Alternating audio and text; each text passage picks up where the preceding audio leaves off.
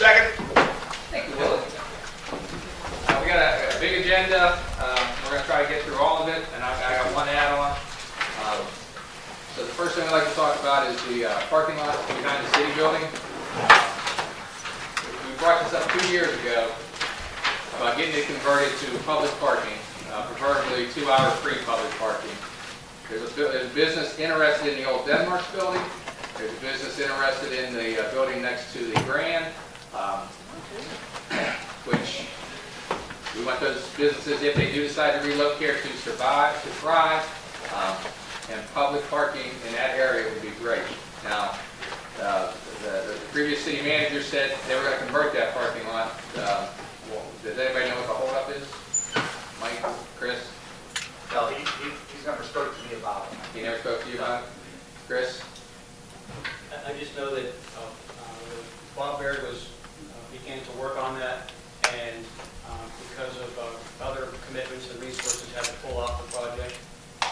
We started, I believe, with, and Bob could speak to this better than I, with renumbering some restriping and some renumbering.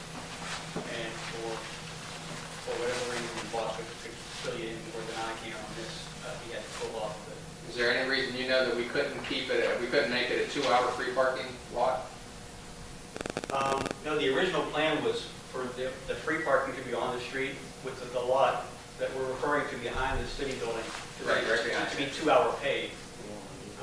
It could always be 2-hour free, but the original plan was 2-hour paid. Well, so we can change it to 2-hour free, but I think, Yeah, you think we should be 2-hour free, right? well, that was announced 2 managers ago, actually, and never happened. Not that we're counting 2 managers now, but. Yes, we want to encourage people, Right. to come down, having free parking accessible makes a lot of sense.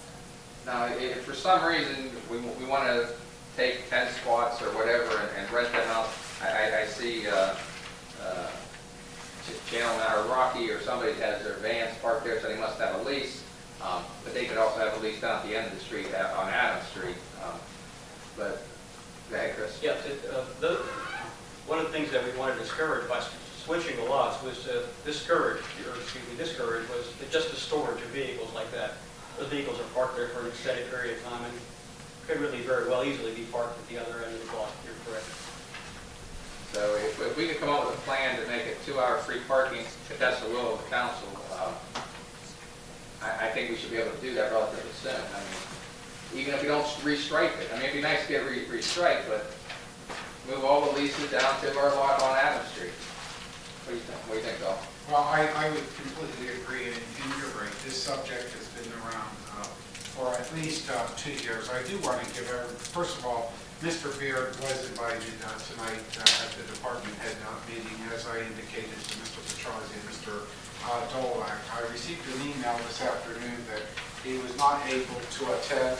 I did ask him for a written report to present to the members of council, not only on this subject, but also on the parking signs in the central business district designating them.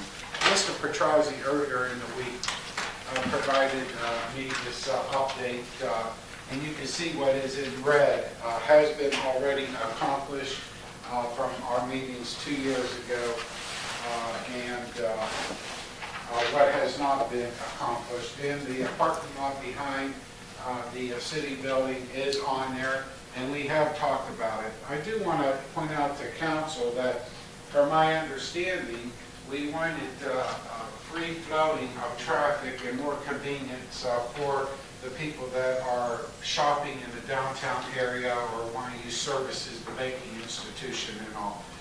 We do have 2 hours free parking on the street, which is a convenient for the customers that are using the businesses in the downtown area.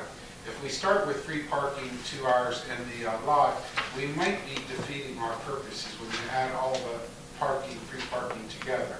We want that traffic to also move along. So a meter parking where we could generate, as we're generating dollars, it makes sense. There is absolutely no problems in moving the city employees or any of the ones that have monthly parking permits in that lot down to Adam and 4th Street. That is just a matter of moving. So that could be accomplished rather easy. The lot does need striping. What Mr. Petrozzi is referring to is last year in the budget for the M&R department, there was dollars earmarked for that to be accomplished, but wasn't executed through the former city manager.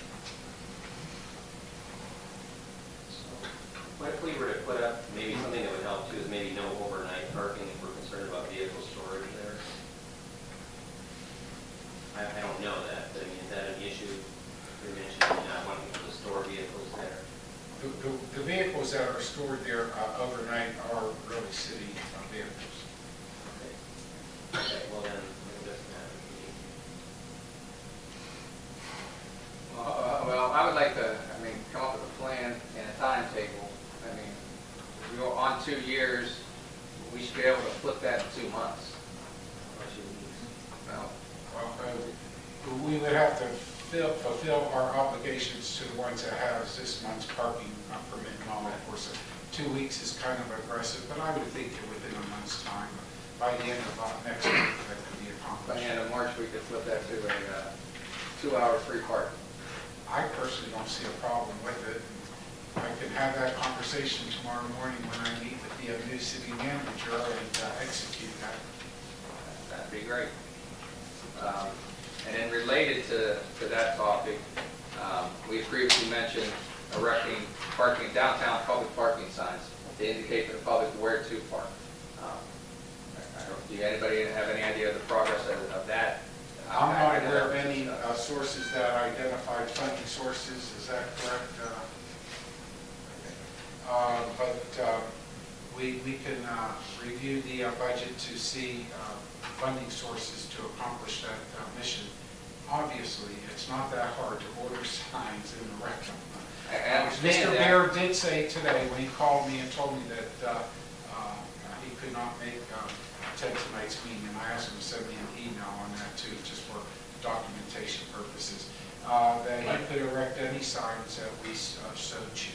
So like on this lot, can't we just take the sign down that's there, repaint it to say 2-hour free public parking and put it back up so that the cost would be minimal? I mean, just paint. And, someone that can letter.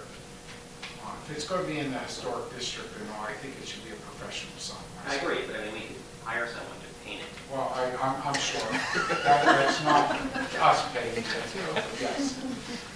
Yeah, I don't mean me. Or me. Yeah.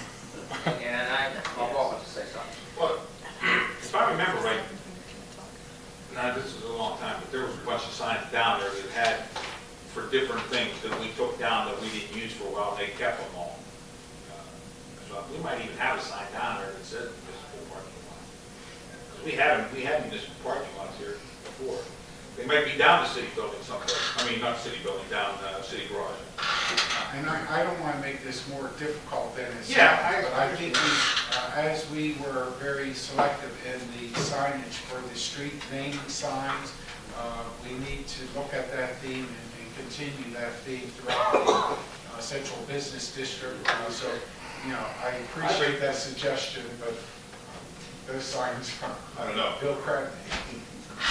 Yeah, they were old. It should be a historic sign, but we shouldn't wait on the sign to do this, to flip it. Because, in all honesty, 2014, we brought this up. 2014, council agreed, and so did the city manager. And yet we still don't have a parking lot over there. We still don't have parking signs throughout the downtown telling people where to park. So hopefully by spring, we can have that parking lot flipped with parking signs, if not up, at least coming. And they should be historic like the signs Mike showed last week. The same vendor probably can make parking signs. Those signs would be, they would resemble something like, Oh, I didn't just say brown and white. well, no, the brown and white is kind of, these are more or less green on white for parking signs. Kind of similar to what we have out there now on 4th Street. Wasn't that just contradicting what you just said, though? I mean, if we're gonna, what we were just saying a second ago, I'm gonna be argumentative. I was saying take a sign and paint it to say free 2-hour parking, which nobody liked because that didn't match the new signs. And then now, we're gonna buy a sign that's green and white that won't match the new signs. So someone needs to make up their mind, right, you know, because I'm fine, but how hard is it to take a sign? I'll paint one if somebody wants to. I'm more than capable of painting a sign that says 2-hour free parking. Is there a regulation, Mike? Well, that's just, these are just like standards that, I mean, there's no regulation. You can buy those It has to be. yeah. you can, well, I mean, these are just standards. If you look at the parking signs on 4th Street now, they're just, green on white. It's a standard that's developed across Ohio, and that's what people use. But you can actually probably do whatever you like. The signage I think that you're making reference to is the signage that will identify the parking, Right. like coming in on 4th Street across from the Grand, the Right. big sign, and it usually has a rate.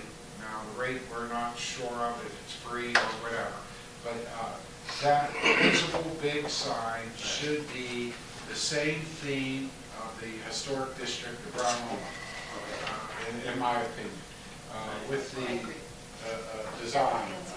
And what Mr. Dolak is referring to is one identifying on 4th Street that you have 2 hours free parking. Is that correct? Correct. Okay. So that, we're talking about two different areas. We're talking about the parking lots. Right, I agree. And I think those larger signs that you can see as you're driving down there, oh, I can pull in here to park, Right. should be in the same theme as the historical, as our I comprehensive think we all plan agree. calls. Yeah. Then the directional signs to where the municipal parking is, regardless if it's the one on 4th Street that we're making reference to or the one at the lower end or whatever, should also be the historic significant signs that we're talking about. The parking signs that's indicating what they'll like is they're already up, they're fine. Right. Is that correct? Yeah. Until we do the streetscape. you're Right. right. Okay. Is that my understanding? Yeah. That- So our next step on the signs would be to see where we get the funding for the signs. Yes, and I would like Mr. Lewis involved in those conversations to identify that source. All right. And yes, Mr. Petrozzi is aware of any grant opportunities that we could maybe seek out. Noted, there's also the wayfinding signs, for example, signs on Washington Street pointing, I'm using Washington Street as an example of a possible location, indicating that parking is, down the street. So there's the wayfinding signs also, so people coming in on the main road know where to turn to look for a public park. And those need to be identified, placement number one, and they should be of the historic nature signs that we're doing, because those are new signs that we would be ordering. Is that agreeable? Well, that's agreeable. And then maybe we can have another planning committee meeting at the end, or towards the end of March to get a status of when we can have a date on when we're going to flip this. Okay. All right. I will mention that tomorrow too.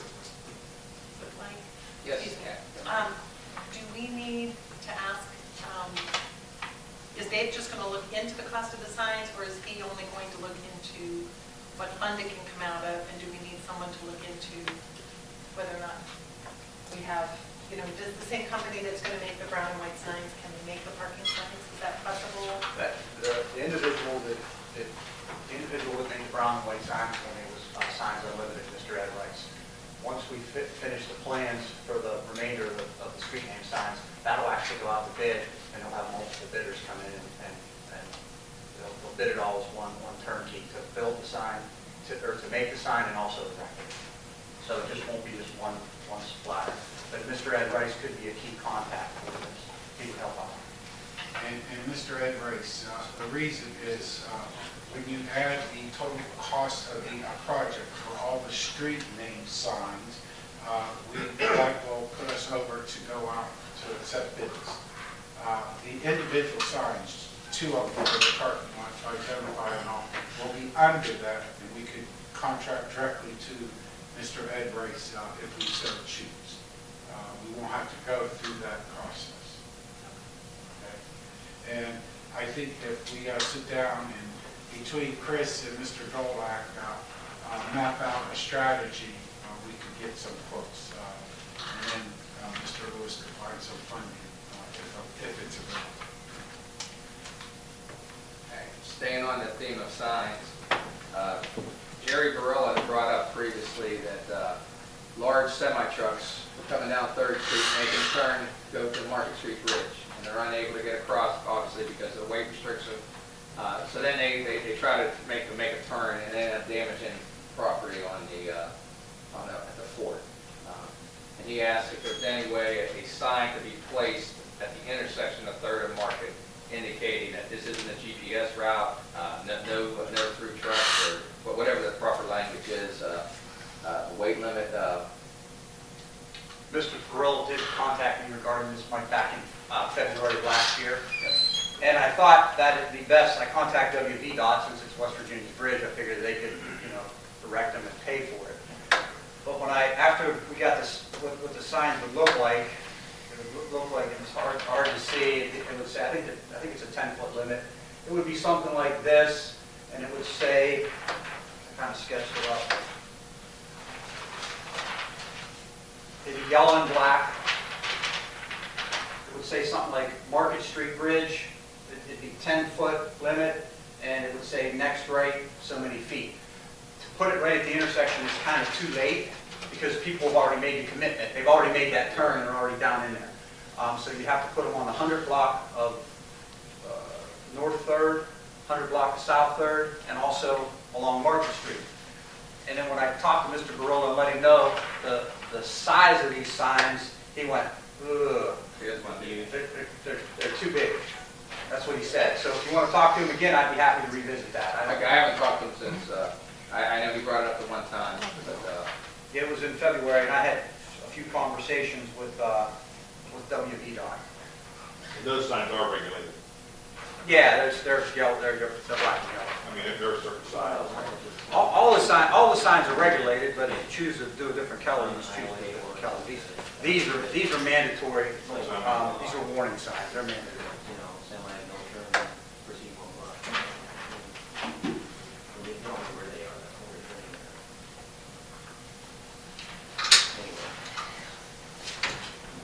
anybody have any more questions on signs? Next on the agenda, explanation of ordinance 2016-11.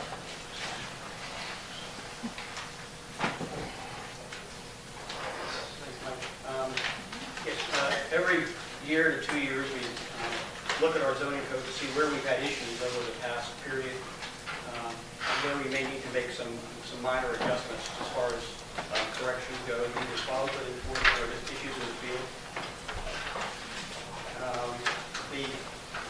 What you see before you, although there's a lot of pages to it, the number of changes really aren't very substantial. I'll go over those real quick so everyone's familiar with it. Some of the members of council, they all, or because of their attendance at planning commission meetings, may already be aware of these. First change is on page 11. We'll turn to page 11. It's indicated in red. And it's just definition number 138. It's adding a definition of a community garden.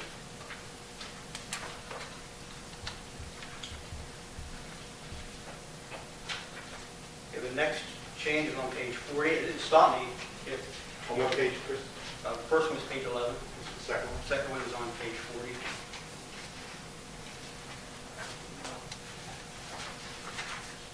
And the reason why these are, why it's done like this is because when you change one thing within the code, you start to change, like for example, we've added a couple definitions, that changes all the numbers, so we're re-adopting everything. Otherwise they'd be lost because they would be in alphabetical order. Okay, page 40, number 609, it defines what a vegetable garden is.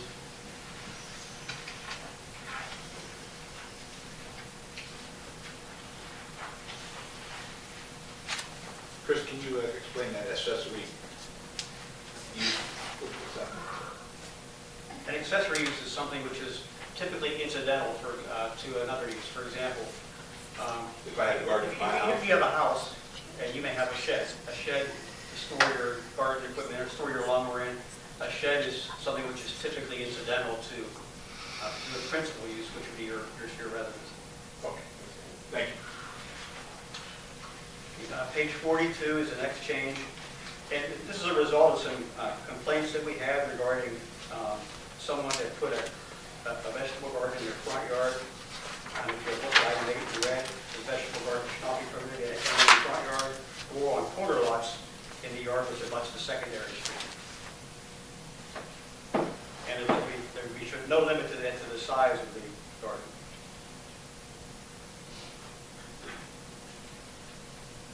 Again, that's under the This, I section. believe, was derived from use of a front yard on another point. Yeah. In fact, the senior center. Okay, next is page 47. This is regarding community gardens. We continue to get more and more interest in community gardens, although we haven't had anyone actually want to do one on city-owned properties yet, but there's still interest out there. I met with someone about, actually Mike and I met with someone maybe a month ago or less. They're running they're interested in some city property. And this goes on to permit community gardens on lands that are owned or controlled or managed by public, civic, or nonprofit organizations. And establishes some requirements for community gardens regarding size, sales of materials, construction of buildings, fencing, etc., and to state that automobiles and trucks can't be stored on that site.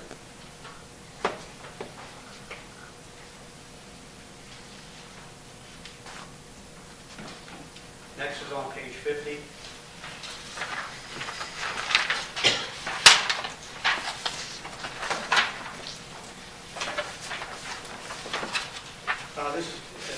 This is the one on page 50, and then on the other side, page 51, are also to address another problem that we had in that our code permits fences in front yards. However, they have to be one of two types. They have to be picket or wrought iron or simulated wrought iron if they're in the front yard. We had some issues over the past year to year and a half where people wanted to put fences in their front yards. One individual wanted to use wooden pallets, just connect wooden pallets together. Another individual wanted to use chicken wire. And our code was really silent in the R2 district with regard to materials for fences. So we're adding this section here to refer to the same requirement that we have in the R1 regarding those types of materials and types of fences, adding that to the R2.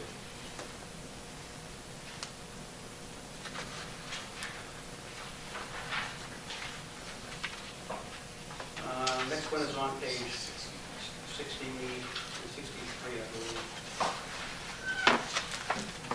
Yeah, 63. And this is simply inserting a word. You can see on the left-hand side about 3/4 of the way down the word "not."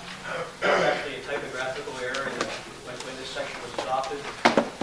However, the error by omitting the word "not" had the effect of changing the intent of the code. So we're simply putting that back where it was supposed to be. Page 64 deals with electronic message display signs. You can see it there in the middle.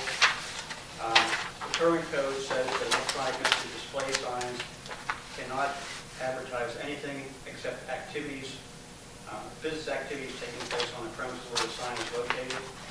We're adding business activities of the sign owner or business occupant, business activities taking place on the premises where the sign is located, political signs, and public service announcements to that. Which means you can put a vote for John Doe in that, Yes, on Sunset Boulevard, yes, and there will be no complaints. yes, Thank you. For the levy also. yes, vote for the levy or public service announcement, whatever they might be. The next page, on page 65, is for development or construction signs. We're adding the language, one sign for each street frontage identifying the future proposed development shall be permitted, provided it doesn't exceed 32 square feet and is set back at least 15 feet from the street right-of-way line, et cetera. You can read it there. We're increasing the size. These were permitted before, however, the size was limited to 12 square feet. We're increasing the size to 32 square feet, which is the size of a standard sheet of plywood. This would be a proposed future development sign. An example of that would be the sign on University Boulevard, referring to the university's proposed development there.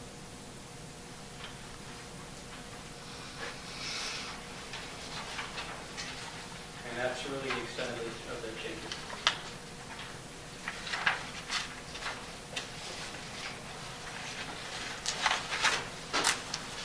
Anybody have any questions on that? Yeah, one thing about the community garden, and I'm not going to be able to explain it probably unless I draw it over here. Stick figures. Chris, I got a street here. House, roadway here, cul-de-sac, right of way over here, city right of way here, okay? They have a garden over here, okay? It's on city property, so it cannot be a private garden, is that right? Or- Well, if it's on city property, it really shouldn't be there. If they have permission, I'm not aware. I don't know, that's what I'm asking, because that's what I'm saying is I know there's going to be, I've already had calls about this. That's why I want to make sure I understand what I'm saying. The garden can be there, if they get permission from the city to put it up there, can a private person have a garden on Well, community gardens are gardens owned by, everybody? like civic entities or groups. They're not intended to be for an individual. Right, I want to plant tomatoes, he's going to plant something, he's going to plant something, well, he's going to plant something, Yeah, that's, right. but now, so that won't, that, if there's a complaint, that can't be, is that correct then? Yes, you're correct. I mean, I'm not aware of the specific circumstances, and I'd like to become aware of it, to answer specifically, but just based on what you're telling me. Yeah, this is residential neighborhood, and then this is a right-of-way for, on the, it's a city right-of-way. By right of way, you don't mean city-owned property, it's just, Well, I'm assuming it's city property, yeah, I believe it is city property. okay, but it's an actual, like an alley right of way, or? It's a grass roadway, undeveloped. There's nothing on it. How many years they had that property, how that garden? I don't know. Maybe for a couple of years. Regardless, anything pre-existing before the code will be grandfathered in, but I'll get with you, I'll explain it to you, sign it. I know it's going to be some questions asked about it, and I want to make sure I have the right answer for these people. Thank you. Any other questions on that? Tonight, we will have a first reading on ordinance number 2016-11. And then as we proceed, the final reading to be on April 12th. So I'm sure there'll be other discussions, but the reason we wanted the clarification is my office, I'm in the council clerk's office, and I think you mentioned it to me that you received a few calls on the community gardens and for clarification. So I thank the chairman for giving Mr. Petrozzi an opportunity to explain. Before we go to the, I want to add an item before we go to item number 6, and that is alleys, unimproved roadways, and Fund 35, which we can talk about. Maybe this topic in the next service meeting, which I'm not sure when that next service meeting. Do you have a service meeting planned? There's none scheduled. There's none scheduled. Basically, in my ward, I have a lot of alleys, but I have two main ones that are treated as roadways. The one on Laybell from Bellevue Boulevard to Pittsburgh, which cuts through Reserve and South Bend Boulevard. It's just south of Ridge Avenue. South Bend Boulevard. Cuts right through South Bend. Those residents in that section of the hilltop use that road to get out of the neighborhood. And it's always, every year, it's horrible. And then one on Pleasant Heights, where if you come off Orchard Street, before you turn up into Lawson Estates, if you go straight, there's an alley. And that alley runs at the top of Cedar Avenue and Murphy. It's behind Moreland. That is another one, if you're familiar with Cedar, It's real small. it's real small, and almost Like all one car cars, can get through. if you live on Cedar Avenue, everybody goes down that alley, and everybody's facing towards Murphy's Field with their cars. Because the street, Cedar Avenue is small, and people, I mean, somebody can come up it, but for the most part, I used to live on Cedar Avenue a long, long time ago, and that's what people do. They use that alley, everybody comes down. That alley is in bad shape. So those are two alleys that I would like to see if we could get some type of repairs to, funding to. We have that Fund 35, which what it was used for, we have now paid that off, so that is now free to do some other things. We've got, Scott brought up North 10th Street, is that what 10th Street?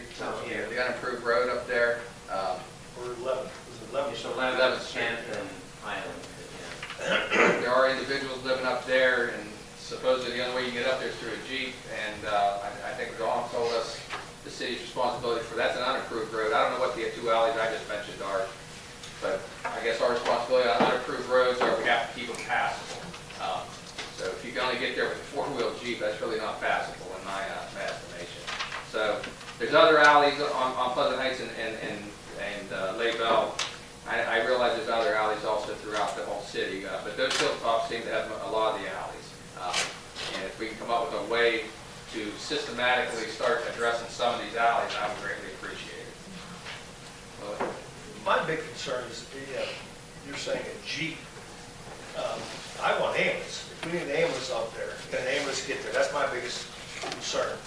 And if it's that bad, we need to do something about it. Ambulance, fire.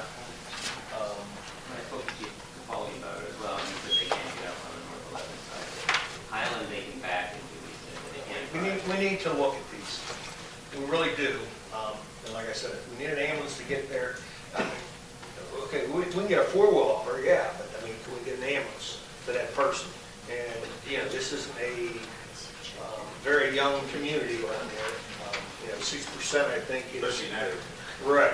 So I think we should really take a look at this and see what we can do, and look at that Fund 35.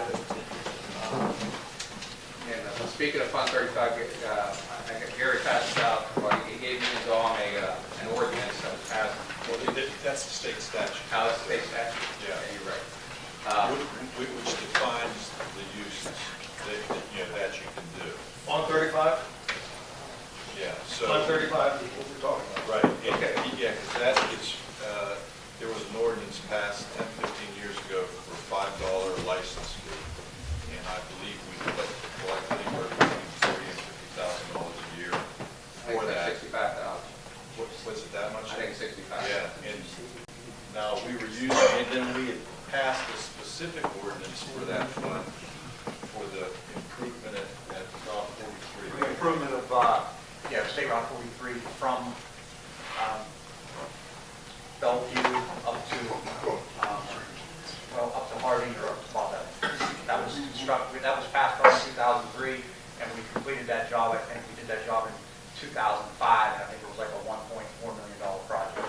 And it's now paid off. And it's paid off, so we should, as soon as possible, repeal that ordinance so that that money is unencumbered for that specific project and can be used according to the statute.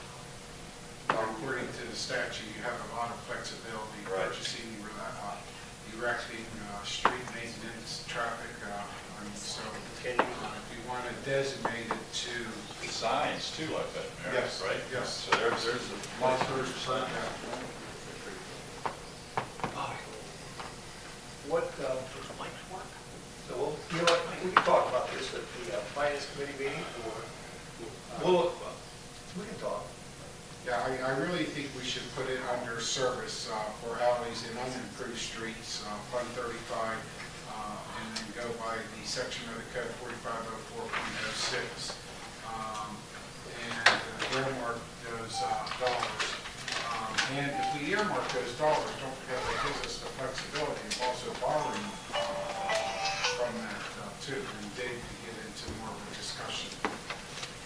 that statute allows you to match funds from ODOT too, if there's specific language in there. How much money is in that fund right now? There should be some money, because we paid it off. I think there's either $150,000 or $200,000. 125,000, I think, is supposed to be in there. So Should be, is it projected to be in at the end of the year? So when did we pay that off? Like last year? I think the last payment was 15. It's 15, so. Yeah, there's no expenditures coming out of that fund. That's That's budget. 16 now.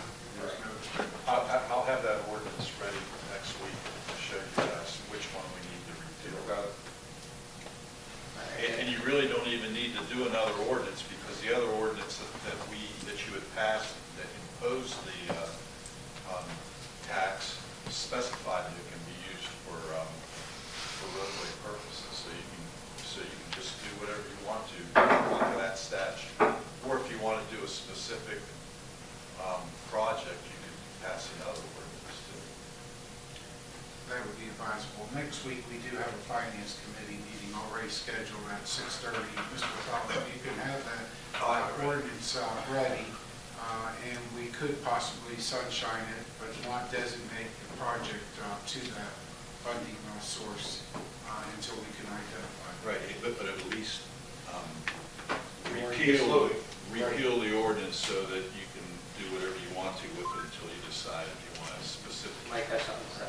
I think we'll be introducing an ordinance for its first reading relating to Chestnut Alley, and maybe that money could be used to help finance some of that.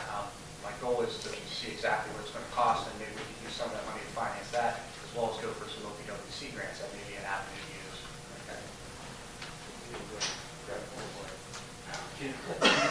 Mike, tonight we are considering that ordinance. Can you provide us with that request in writing for next week's finance committee meeting? Sure.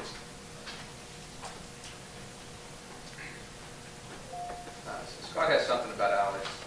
Well, Mr. Moser on North 4th Street has offered to repave a sidewalk all the way along the alley behind his property that hasn't been paved probably since the 1940s, or the sidewalk. And I doubt, quite honestly, the city will ever repave that sidewalk, as we all know. So, and I've been walking the paperwork back and forth with him because his wife has Alzheimer's and he doesn't like to leave the house. So we have everything in order to get a permit, and then we got the requirements back from you guys, and the requirement he got back was for curb, gutter, and then repave the street where the edge of it is, as well as pour the sidewalk. Well, the guy's not going to do that. It's never had curb and gutter ever, even originally. And underneath there is cobblestone, and I don't even know if the original slate and granite curbing is underneath all that, but it might be. But, so he's offered to pay for 300 feet of sidewalk along an alley that gets maybe 20 to 30 cars a day. Unless you're going to Johnny's Tire or his house, you're not going back there. So is there some reason we can't just let him, because he's putting in an 8-inch thick concrete sidewalk, which actually exceeds the specification of thickness. Right now, it's a falling apart mess, looks terrible. As you know, we've been there. Is there some reason we can't let him just pour that sidewalk along there, as long as it's not further out into the alley than the current sidewalk? And it'll be nice, straight, and flat. I remember sending you that detail. That's a standard detail that we use. In other words, if he doesn't destroy the alley, he really doesn't have to use that detail. Okay. We really don't like to let one person do one thing and let the other person do the other, because that gets me in a bind. If I The say, alley's never had curb and gutter, ever. well, right across the street at Johnny's Tire, if you notice, I don't know if it's Johnny's Tire any longer, Yeah. but there is a sidewalk with like probably an 8-inch, looks like a sidewalk with an 8-inch curb right Well, across it's the an street. 8-inch tall sidewalk, right, which is what he's going to match. Yeah, and that's fine, and I'd be more than happy to meet you and Mr. Moser. Yeah. I'd be more than happy to meet you out there. That detail was put in because a lot of times people are doing work on Sunset Boulevard or on other streets, and they get into the street and then they tear it up. Right. And then they're like, well, how do we fix it? Well, here's how you fix it. You're right, the alley is in bad shape, and once he probably goes in to do that sidewalk, he may damage that alley a little bit. So that's just a detail. He doesn't have to do that if he doesn't need to do that. Right, he could always patch the damage, I suppose, with concrete, but the alley hasn't been paved in 20 years either, so. Okay, so I'll call you and we'll set up a time to go over with him and get his permit so he can finish that. He'd like to do it before he dies, which is how he put it to me, so. He wants to leave the property looking nice, and it would look much better. And I think Mike Hall on the end may extend it, he may agree to actually continue the sidewalk all the way to the, what is that, Ross? Yes, Yeah, Ross. yeah, because he's got like 30 or 40 feet of frontage there, so it would go almost. Okay, thank you. The next item is how to make the city more business friendly. During last summer, I attended several meetings of citizens, mainly in the second ward, and a lot of people had complaints about a lot of stuff, crime, but they also would talk about how the city is not business friendly. Now, they didn't really give any examples of how the city's not business friendly. So I would like to offer the business community, the residents, to give us, the planning committee, suggestions on how we can make the city a more business-friendly entity. And also, from Chris's office, if you can think of any items that we can do to help make it easier for people to do business. I told these individuals, I said, I don't want to risk safety at all. So if we have to do something because of safety, we have to do it. But maybe some of our regulations could be changed. Some may not make sense anymore, times change. So I would like to see us at least offer the public the opportunity to give us their ideas on how we can become a more business-friendly city. Anybody have any comments, Bob? Yeah, Mike. I also have got several calls about that too from contractors. Is there a way we can set up like some type of workshop where we can get everybody here together, have the contractors here, people that were complaining to you and to me, to come down, because I get the same complaints, but then after I call down here and I find out some of these complaints are really not valid. They're the rules, and it's that simple. But again, like you said, can we change some of the rules? I don't know, because that's not my expertise. But if we all sit together in one room with Chris and Mike and Anthony Bodo and some of these contractors that were doing the complaining, maybe we can come up with a better plan. I mean, not all the complaints are legitimate, because, I mean, there was one instance where we were accused of stopping a business from repairing itself. It turned out that business never had a building permit. Right. So we took a lot of calls, and the city wasn't at fault. And if some people are reluctant to come forward because they don't want to put their name on something, they can submit it to me, email, they can send it in the mail, regular mail. We can take a look at it, but I would like to share it with Chris's group and get their input on what makes sense and what, if they want to challenge one and say, you guys don't need to do this, so we'll ask Chris, well, why do we need to do this? And a lot of the stuff we need to do because of state law, and we're not going to be able to overcome that. Anybody have anything else on that?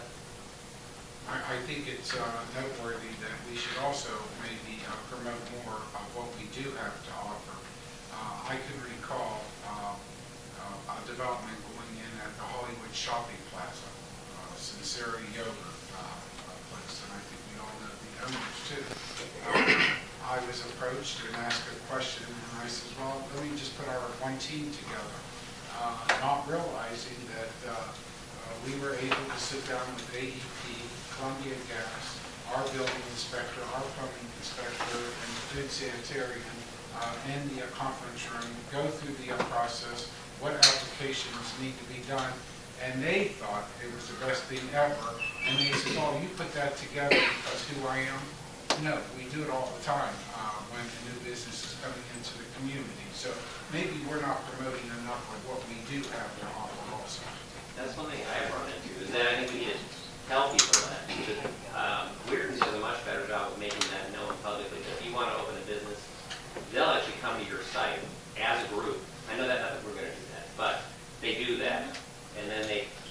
everything you need to know, so you know what to do, and they give you a contact person that's your contact. So we could promote something like that here. They should really speak with Mr. Yeah, those are what we call pre-application meetings, and we routinely have those with new businesses, and all the time back, we have one in a couple of days with a new business on the Sunset Lovers Lane.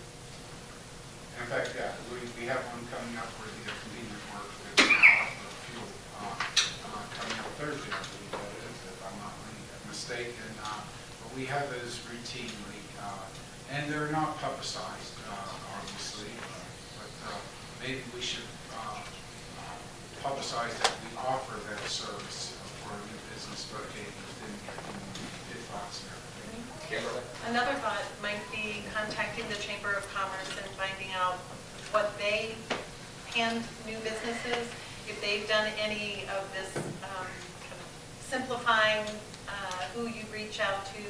I mean, the idea of being able to hand a new business person a packet of information that has the local lending institutions, the crucial people that you need to meet with, where to go to know what the regulations are, the permit process, the inspection process. I just think it'd be fantastic, and a lot of places don't do that. So if we can put that together and then be able to hand that out to people, I think it'll really have our city shine. And so I think there is something more we can do, and I'm all on board with that. Okay. Well, we have some type of checklist, like I want to open up a gas station. Can I come in and say to the building department, I want to open up a gas station, what do I have to do? Is there a list of what I have to go through? There's no list because there's such a wide variety of systems that can go in. But we do have a flow chart that we provide on our website. There's a flow chart that guides people through the process. Would that have licensed electricians on there, licensed plumbers and all this? Do we have a list of like everybody that's licensed to do the work in the city? Yeah, we do have a list and we can provide those upon request. Okay, thank you. You know, that brings up an issue that maybe what we need to do on the site is have a big yellow button that says you want to open a new business, click here, and it runs you through that process clean, not like 300 pages of verbiage. It's like maybe one page. We just created another website for someone who did, and we'll see what it was for, I'm not supposed to, but it's like it's one-page informational site, quick, gives you at least a couple of lead contacts so that you can get started. Because I just had somebody call me that said they have no idea what to do. And so I just told them, you know, but they spend hours on the city website, which is good, but it's like got gobs of information on it. So maybe we need a new business starting point. One thing we routinely get asked for is, how do I find your codified ordinances? I've looked at the website and I can't find them. Well, you know, they're on council's webpage, but maybe by putting the link to them on the main page might help. Yeah.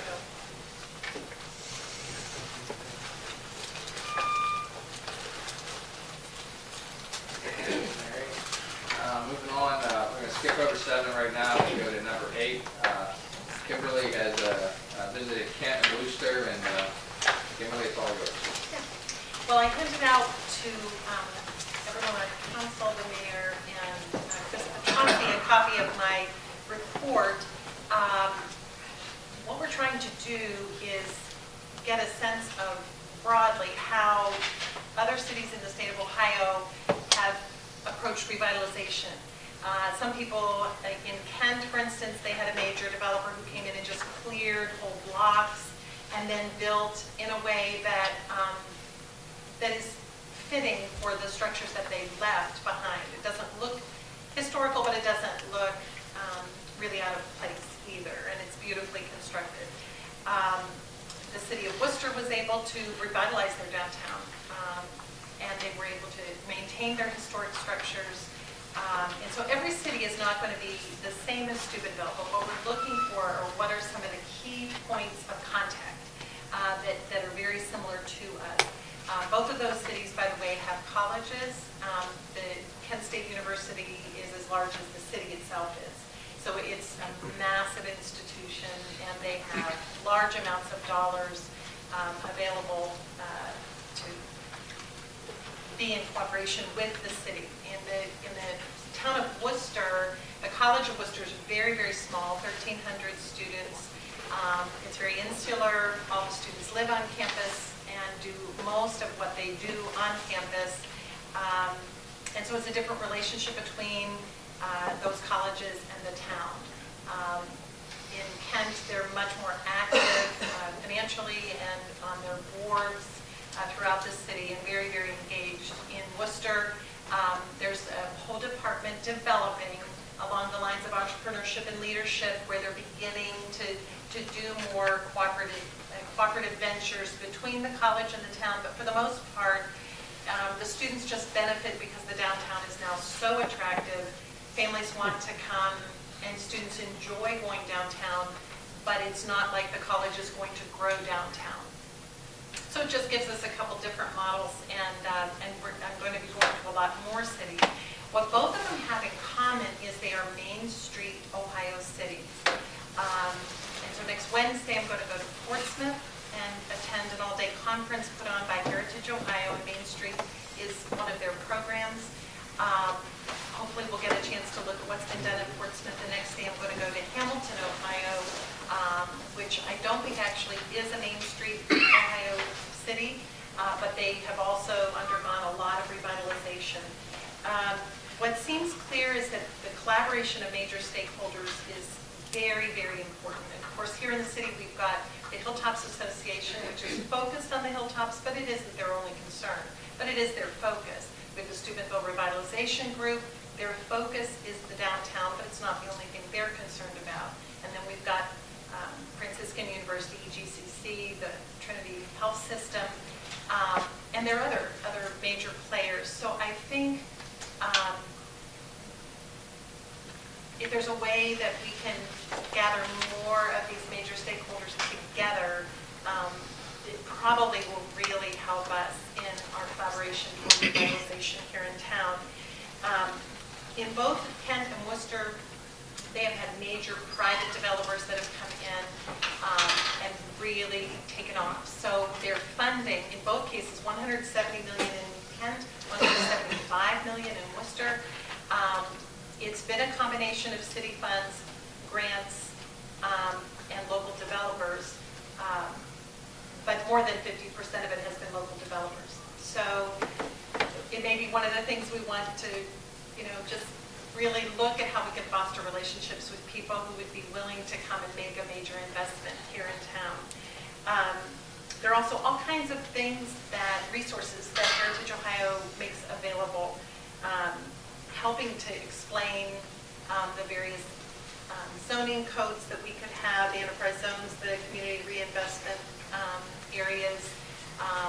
And a lot of this is what Chris Petrosi's been doing, and so hopefully as we move along, there's going to be more that Chris can share in terms of what fits our comprehensive plan, the 2010 to 2020 plan, what needs revision.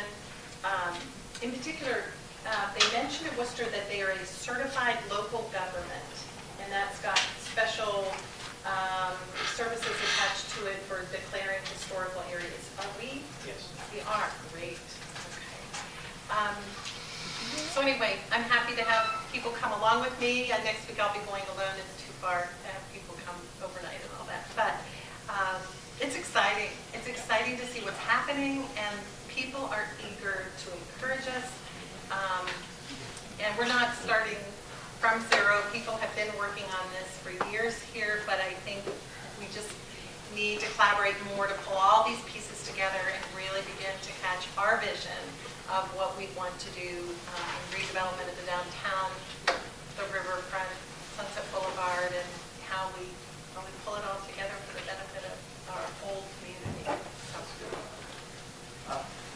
In that vein, Mark Nelson would like to make a presentation.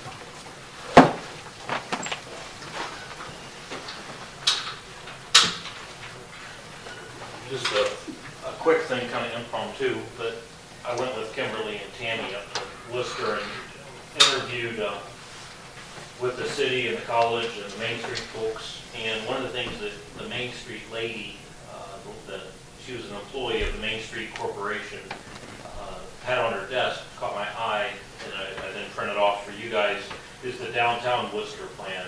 There's been some criticism of the comprehensive plan of it not being detailed enough. It spells out generalities. This is their specifics, $40,000 to $60,000 value that they paid for in order to help the next step. Their Main Street program started 20 years ago. They're currently going through a streetscape program being financed through the city as well as through an assessment. And then this downtown plan came out literally just in the fall, I think. So, yeah, if you could.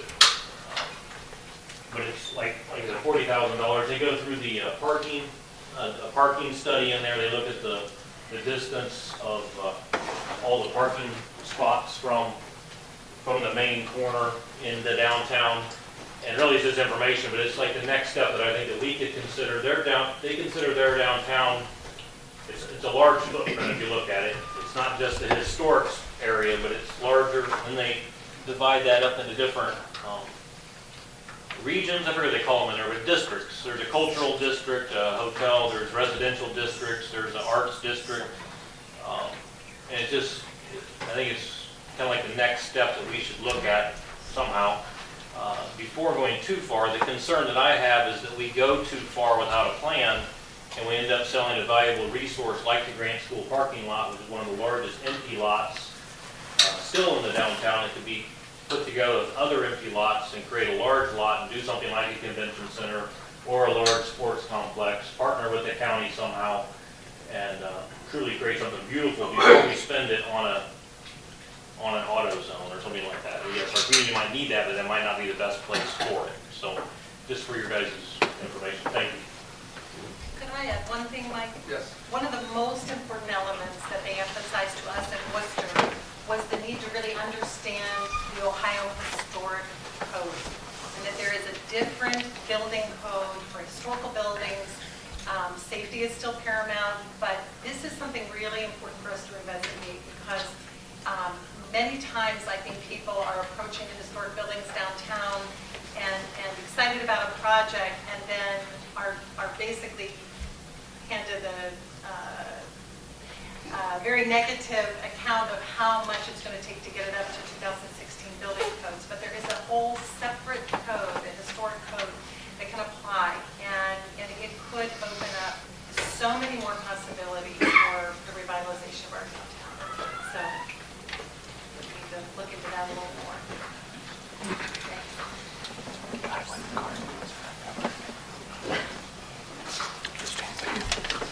Anybody have any questions? The last item on the agenda is comprehensive plan. I think Scott wanted this on here. You want it on here or does the employees all know about the plan? Well, I think the discussion was, we have this plan we spent all this time putting together. It's sort of like, assuming the city of Steubenville is like a Christmas tree and you're going to hang a bunch of ornaments on it. It just gives you general direction as to what kind of ornaments, where they roughly should go. It's not as specific about where this building should be or that building should be. And making sure that when people make decisions, for example, that every day, no matter what the decision is, does it fit the plan for the future and the vision of the city?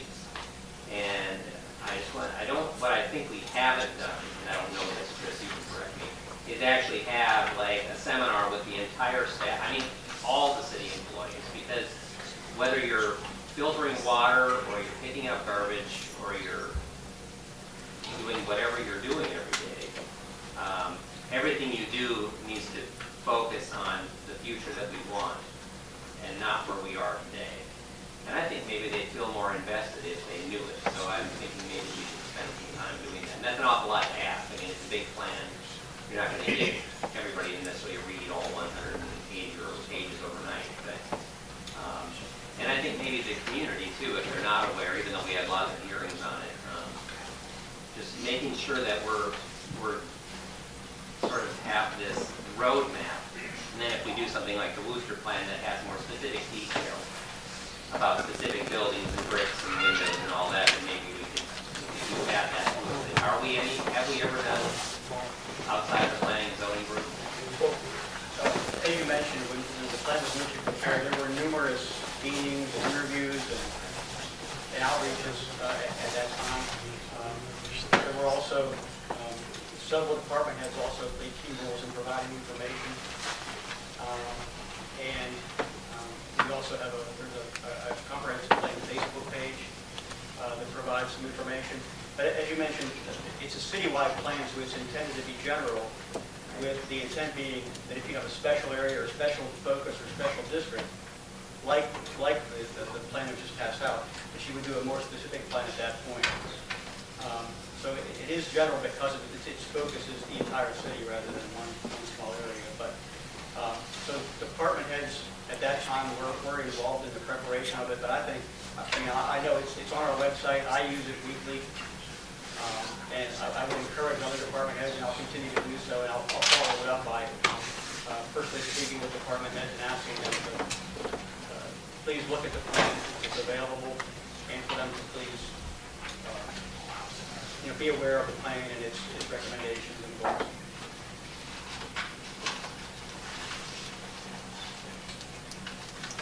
That's the agenda, Dawn. Thank you, Mr. Johnson. There's no further business. I make a motion, we adjourn the committee meeting. Second. Okay, the planning committee meeting of council is now concluded. We have about 18 minutes